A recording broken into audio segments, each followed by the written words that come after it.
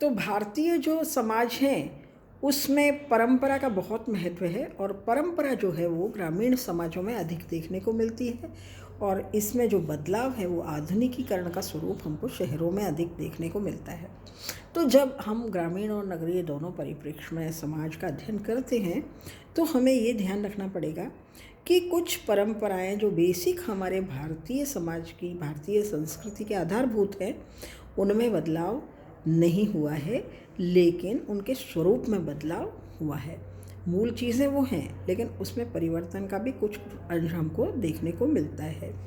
तो जब हम ग्रामीण नगरीय समाज की बात करते हैं तो थर्ड ईयर के स्टूडेंट्स को हर चीज़ को कंपैरेटिव हिसाब से पढ़ना पड़ेगा, तुलनात्मक दृष्टि से, कि जो हमारी विवाह की परंपरा है, परिवारों की परंपरा है, रिश्तेदारों की परंपरा है, या फिर हमारे देश में जो भी जाति, महिलाओं की स्थिति, व्यवसाय, श्रम बाजार, ये सब चीज़ें हैं, उनमें ग्रामीण स्थिति क्या है और शहरी स्थिति क्या है, इसको तुलनात्मक दृष्टि से अध्ययन करना है।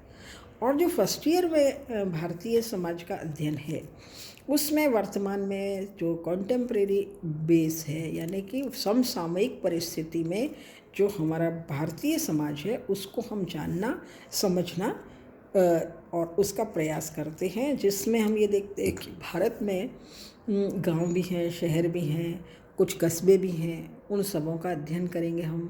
भारतीय जो हमारी थ्योरी है, यानी जो हमारी शाश्वत परंपरा है, उसका हम अध्ययन करेंगे।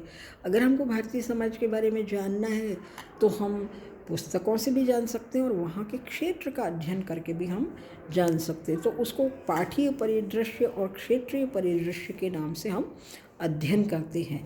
तो जो बहुत सारे तत्व ऐसे हैं जो आपने फर्स्ट ईयर में भी पढ़े थे और अब आप थर्ड ईयर में भी देख रहे हैं, तो दोनों का थोड़ा सा तालमेल बिठा के आप पढ़ेंगे तो आपको बहुत अच्छी तरह से हर स्थिति समझ में आ जाएगी।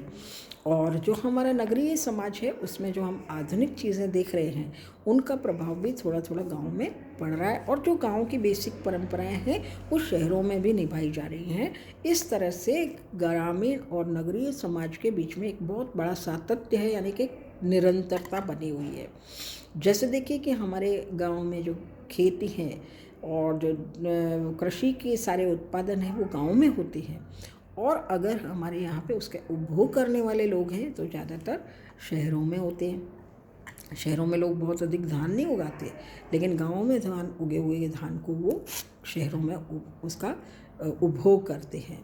इसी प्रकार से शिक्षा संबंधी जितनी भी व्यवस्थाएं वो आपको शहरों में दिखाई देंगी, लेकिन गांव के लोग गांव से शिक्षा प्राप्त करने के लिए शहरों में आते हैं। बिजनेस या इंडस्ट्री गांव में नहीं होती है, शहरों में होती है, लेकिन उसका जो कच्चा माल है वो गांव से आता है। इस तरह से हमारे देश में गांव और शहरों के बीच में एक बहुत बढ़िया कॉम्बिनेशन बना हुआ है। ये हमारे देश की एक बहुत ही सशक्त परंपरा है, इसलिए इसके दोनों पक्षों को हमको अच्छी तरह से समझना चाहिए। थर्ड ईयर के सेकेंड पेपर में ग्रामीण नगरीय समाजशास्त्र के रूप में हम इसको पढ़ रहे हैं, और फर्स्ट ईयर के सेकेंड पेपर में हम लोग इसको भारतीय समाज के रूप में पढ़ रहे हैं। हमारी जो बेसिक परंपराएं हैं और हमारे जो भारतीय संस्कृति की विशेषताएं हैं वो सब आप लोगों को अच्छी तरह से ध्यान में रखनी चाहिए। इसी के आधार पे हमारे देश का मूल्यांकन होता है। हम अपने जो थ्योरी है उसको भी समझ सकते हैं और भविष्य में इसका अच्छी तरह से मूल्यांकन कर सकते हैं।